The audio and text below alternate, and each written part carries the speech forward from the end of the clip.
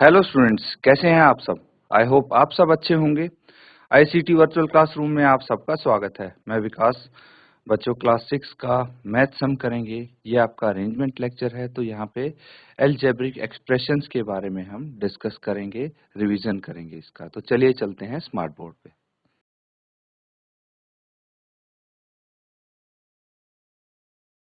तो ठीक है स्टूडेंट्स, यहाँ पे कुछ क्वेश्चंस हैं जो आप देख पा रहे हैं, इनको हम सॉल्व करते हैं। ठीक है, तो क्या बोला गया है आपको? Kartik is n years old, his father is 7 years old। तो इनको लैंग्वेज में लिखना है आपको, ठीक है, ऑर्डिनरी लैंग्वेज में, जैसे आपको क्वेश्चंस दिए जा रहे थे। पिछले सेशन में भी हमने ये किए थे, तो उन्हीं को कंटिन्यू कर रहे हैं। जैसे 7 n year old दी है एज,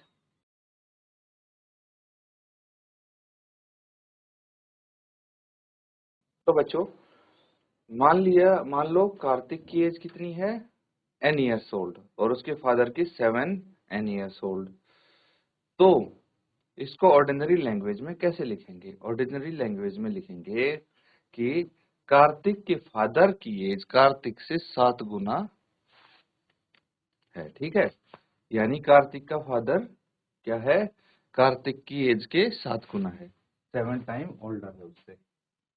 तो यहाँ पे ये जो लैंग्वेज है ना, ये है आपकी कार्तिक फादर, कार्तिक के पिता कार्तिक से 7 गुना बड़े हैं।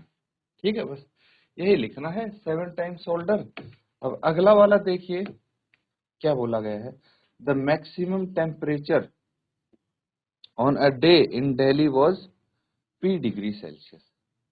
एक दिन में जो सबसे अधिक तापमान है दिल्ली में, वो कितना है?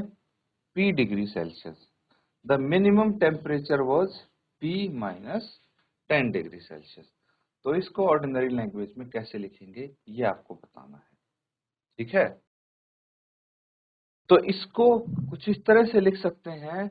The minimum temperature in Delhi was 10 degree Celsius less than the ordinary temperature, है ना। मतलब दिल्ली में सबसे कम तापमान 10 डिग्री सेल्सियस कम था, किससे? जो सबसे अधिक तापमान था उससे। ठीक है, तो आप इसी तरह से लिखेंगे कि मिनिमम टेम्परेचर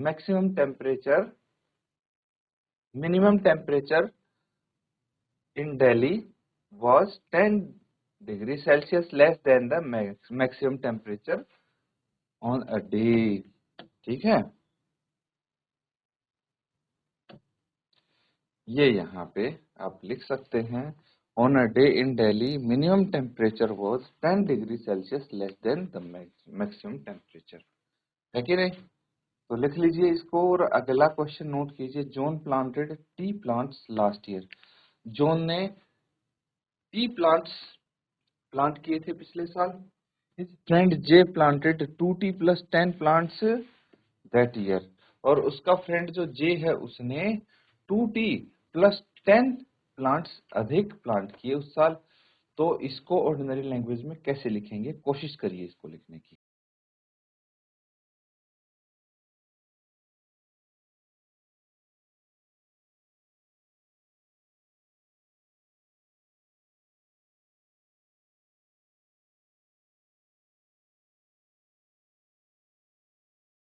तो बच्चों, इसको किस प्रकार से लिख सकते हैं हम?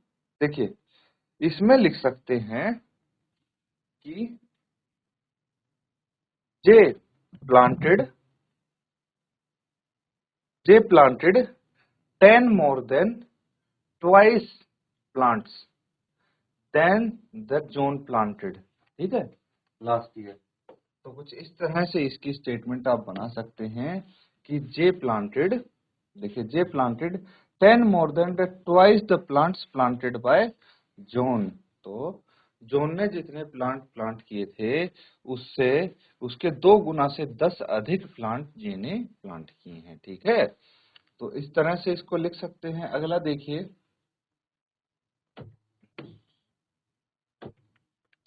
शरद used to take P cups. Sharad use to take P cups tea a day. एक दिन में शरद P कप लेता था चाय। तो after having some health problems he takes P-5 cups of tea a day. तो उसको कुछ हेल्थ प्रॉब्लम हुई, हो सकता है चाय पीने की वजह से हुई हो हेल्थ प्रॉब्लम, इतनी सारी चाय पी के। तो उसके बाद उसने सोचा कुछ कम करते हैं चाय, और उसके बाद वो P-5 कप्स कम लेने लग गया चाय के। मतलब क्या हुआ, हेल्थ प्रॉब्लम के बाद वो 5 कप कम पीता है चाय एक दिन में। तो आप बोल सकते हैं, इसको ऑर्डिनरी लैंग्वेज में ऐसे लिखेंगे, after having some health problems Sharat consumes 5 cups less tea than he used to। ठीक है, या फिर पूरा लिख लीजिए, then he used to consume earlier. ठीक है, मतलब क्या हुआ भाई, हेल्थ प्रॉब्लम होने के बाद शरद 5 कप कम पीता है चाय के। किसके कंपैरिजन में, जब वो ठीक हुआ करता था तब पीता था जो चाय। ठीक है, तो इसको आप लिख लेंगे, ये वाली है इसकी ordinary language. After having some health problem Sharad consumes 5 cups less tea than he used to. Note करेंगे। और इसी के साथ जो इसका अगला है नेक्स्ट क्वेश्चन, वो देखिए। The number of students dropping out of last year was M. Number of students dropping out of school this year is M-30। तो एक स्कूल है, ड्रॉप आउट करना मतलब स्कूल छोड़ देना। ठीक है, तो जो नंबर ऑफ स्टूडेंट थे जो स्कूल से जा रहे थे वो कितने हैं, M स्टूडेंट थे पिछले साल, और इस साल M-30 स्टूडेंट है। तो इस साल जो स्कूल को ड्रॉप आउट करने वाले स्टूडेंट है वो कम हो गए, कितने, 30 स्टूडेंट कम हो गए। तो आप क्या लिखेंगे ऑर्डिनरी लैंग्वेज में, number of students dropping out of school this year is 30 less than the ones dropped out last year. ठीक है, तो 30 कम है इस साल ड्रॉप आउट करने वाले student than the last year, जो पिछले साल ड्रॉप किया था उसके कंपैरिजन में, है ना। तो आप ये लिख लेंगे, number of students dropping out of school this year is 30 less than the ones drop out last year. ठीक है, नोट करेंगे।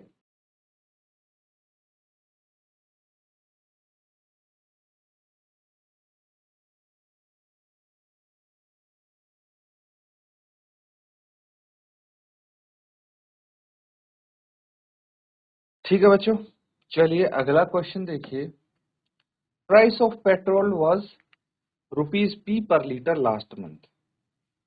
Price of petrol now is P-5 per liter। तो यहाँ पे ये बोला गया है कि पिछले महीने जो पेट्रोल का प्राइस था वो ₹P था, लेकिन अब इस महीने पेट्रोल का प्राइस P-5 पर लीटर हो गया है। तो कितना प्राइस कम हुआ है, ₹5 से कम हुआ है पिछले महीने के कंपैरिजन में। ठीक है, तो कैसे लिखेंगे, the price of petrol this month. ठीक है, the price of petrol this month या फिर नाउ इज ₹5 पर litre less than the price of petrol last month. ठीक है, इसको थोड़ा आप यहाँ पे कैसे करेंगे, इज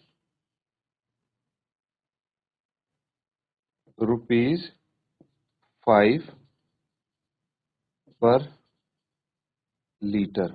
ठीक है, इसकी जगह आप ये लिखेंगे ₹5 पर litre less than the price of petrol last month. ठीक है, ये ऑर्डिनरी लैंग्वेज हो जाएगी इसकी। ठीक है, नोट कर लीजिए।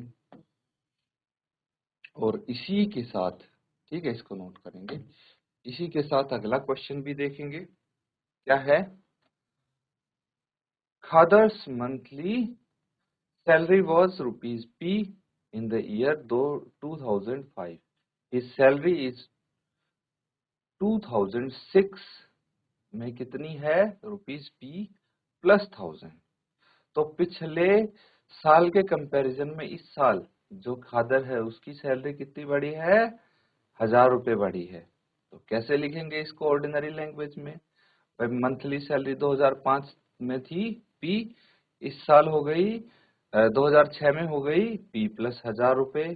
तो ये हो गया Khadar salary, monthly salary in 2006 is ₹1000 more than, ठीक है, 1000 मोर देन या फिर greater than the monthly salary in 2005। मतलब खादर की जो मंथली सैलरी 2006 में है वो 1000 रुपये अधिक है, किससे? जो उसकी सैलरी 2005 में थी, ठीक है। तो इसको नोट कर लीजिए, ये है आपकी ऑर्डिनरी लैंग्वेज यहाँ से लेके यहाँ तक, ठीक है, नोट करेंगे। अगला देखिए, चलिए इसको नोट कर लीजिए तब तक आप, हम अगला कर लेते हैं। क्या है? The number of girls enrolled in a school last year was G, ठीक है। पिछले साल जो लड़कियां एनरोल हुई थी स्कूल में वो जी थी। The number of girls enrolled this year in the school is 3G minus 10। और इस साल जो एनरोल हुई है, एडमिशन हुआ है जिनका, वो 3G माइनस 10 गर्ल्स हैं। मतलब इस साल कितनी गर्ल्स हुई हैं ये बताना है। तो देखिए, जो ऑर्डिनरी लैंग्वेज में इसको लिख सकते हैं वो लिख सकते हैं the number of girls enrolled this year in the school is 10 less than the 3 times the number of girls enrolled in school last year. तो इस साल ज्यादा हुई हैं एनरोल्ड, है ना। कैसे? देखिए, पिछले साल सिर्फ जी लड़कियां ही, मान लीजिए पिछले साल सिर्फ 15 लड़कियां एनरोल हुई, ठीक है। इस साल कितनी लड़कियां एनरोल हुई? 15 की 3 गुना, कितने हो गए? 45। उसमें से 10 कम लगा लो, कितने हुए? 35। तो अधिक हुई ना ओवरऑल। तो आप इसको कैसे लिखेंगे? The number of girls enrolled this year in the school is 10 less than the 3 times the number of girls enrolled in the school last year, ठीक है। मतलब इस साल जो लड़कियों ने एडमिशन लिया है, एनरोल हुई हैं, वो कितनी है? वो है बच्चों 3 टाइम्स से 10 कम, ठीक है। इसके कंपैरिजन में, लास्ट ईयर के कंपैरिजन में। तो आप इसको ऐसे लिख सकते हैं, यहाँ से यहाँ तक। The number of girls enrolled this year in the school is 10 less than 3 times the number of girls enrolled in the school last year। इसको भी आप नोट कर लेंगे।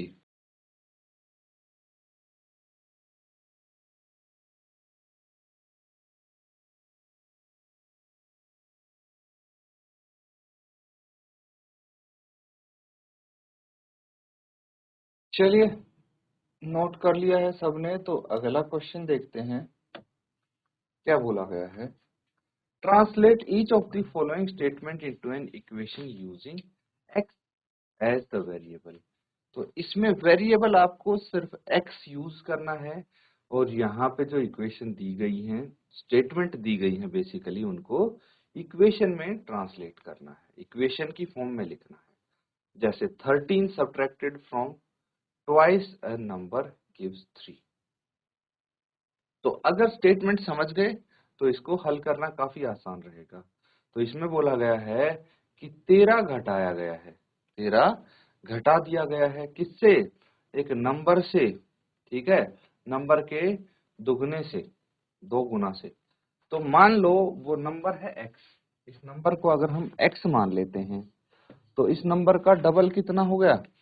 ट्वाइस बोला है ना, ट्वाइस अ नंबर, यानी 2x इस नंबर का डबल हो गया। और उसमें से अगर हम 13 घटा देंगे, 13 सब्ट्रैक्ट कर देंगे, ये रहा 13, ये सब्ट्रैक्ट कर दिया तो कितना आ जाएगा? 3 आ जाएगा। ये है आपकी इक्वेशन, इसी तरह से लिखनी है सारी, ठीक है। 1/5 of a number is 5 less than that number. तो आपको क्या बोला गया है? एक नंबर है, उसका अगर हम 1/5 करेंगे तो वो कितना होगा, उस नंबर से 5 कम के बराबर होगा। ठीक है, तो इसको किस प्रकार से लिख सकते हैं, चलिए फटाफट लिख के बताइए। समझ में आ रहा स्टेटमेंट, देखिए 2/3 ऑफ अ नंबर इज 12। एक संख्या है, अगर उसका 2/3 हम देखेंगे तो किसके बराबर आएगा, 12 के बराबर। 9 added to twice a number gives 13। अगर एक नंबर को 2 गुना करके उसमें 9 जोड़ देंगे तो 13 आ जाएगा। 1 subtracted from 1/3 of a number gives 1। यानी अगर एक नंबर है उसमें हम क्या करेंगे, उसके 1/3 में से 1 घटा देंगे तो हमें 1 प्राप्त होगा। चलिए नोट करेंगे और सबको सॉल्व करेंगे।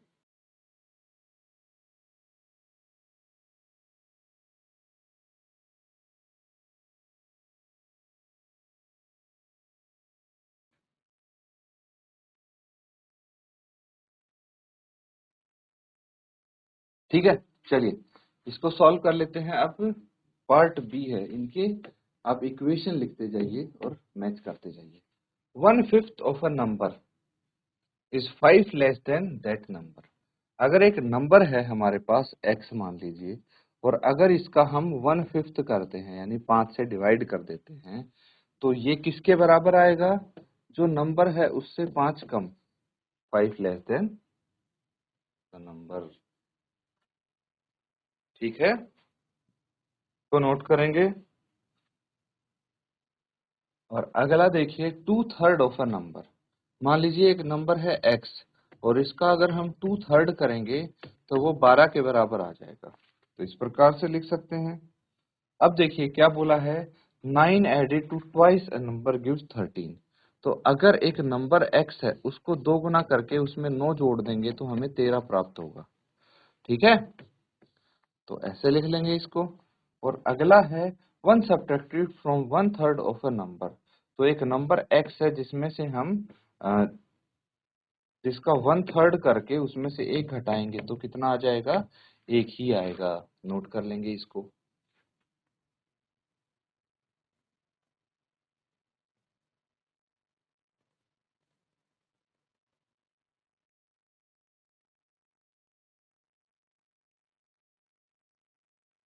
तो चलिए बच्चों अगला क्वेश्चन देखते हैं। अब क्या बोला गया है, translate each of the following statement into an equation. ये स्टेटमेंट जो दी गई हैं इनको भी आपको इक्वेशन की फॉर्म में ट्रांसलेट करना है, तो बिल्कुल कर सकते हैं। क्या बोला है, perimeter P of an equilateral triangle is 3 times of its side A। तो एक ट्रायंगल है, बहुत सरल है ये तो। एक ट्रायंगल है, ठीक है, जिसका पेरीमीटर P है, वो किसके बराबर होगा, जो उसकी साइड है A उसके 3 गुना होगा, है ना। तो साइड A के 3 टाइम्स किसके बराबर कर देंगे हम, P के बराबर लिख देंगे। The diameter of a circle, diameter D of a circle is twice its radius. तो यहाँ पे क्या बोला गया है, डायमीटर क्या है, D है, किसके बराबर है, जो रेडियस है उससे 2 गुना है। तो रेडियस को 2 से गुना करके उसको किसके बराबर लिख देंगे, उसको लिख देंगे हम डायमीटर के बराबर। ठीक है, the selling price of an item is equal to the sum of cost price of an item and profit earn. तो यहाँ पे सेलिंग प्राइस एक आइटम का S है, वो किसके बराबर है, सम, किसका सम, कॉस्ट प्राइस, इसको C से रिप्रेजेंट कर रहे हैं एंड प्रॉफिट को P से, इन दोनों के बराबर है, तो इसको ऐसे लिखेंगे। ठीक है बच्चों, नोट कर लेंगे। और अगला देखिए, amount A is equal to the sum of principal P and interest I। ठीक है, तो क्या बोला गया है, अमाउंट A है वो किसके बराबर है, अमाउंट A लिख लेंगे पहले तो, वो बराबर है सम ऑफ प्रिंसिपल P, प्रिंसिपल को P से डिनोट किया है, इंटरेस्ट को I से डिनोट किया है, तो P प्लस I के बराबर होगा A। नोट करेंगे इसको।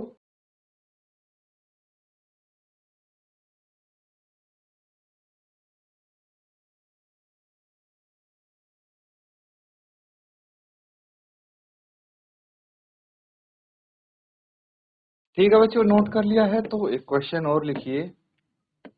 देखिए क्या है यहाँ पे, let Kanika's present age be X years. Kanika की प्रेजेंट एज मान लेते हैं एक्स ईयर्स, और ये टेबल आपको फाइंड आउट करना है। जहाँ पे एक्सप्रेशन लिखा हुआ है उसके नीचे ब्लैंक दिए गए हैं, वो फिल करने हैं, और आपको उनके रिलेटिव्स की जो एज है वो पता लगाने की कोशिश करना है। तो सिचुएशन दी गई है, her brother is 2 years younger.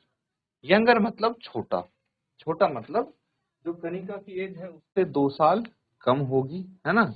तो कनिका की एज x है, तो उसके ब्रदर की एज 2 years कम होगी, ठीक है।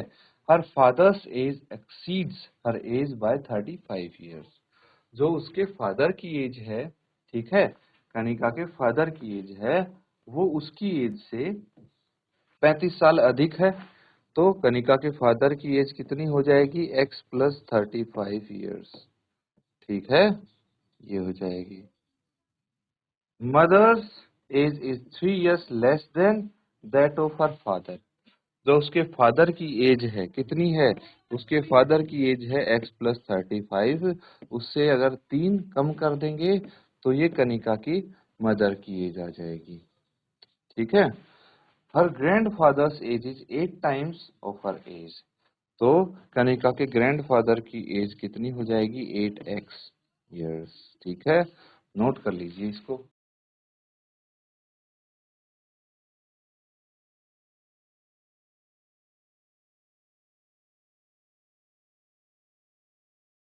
स्टूडेंट्स, हमने कुछ क्वेश्चंस किए हैं अलजेब्रिक एक्सप्रेशन से।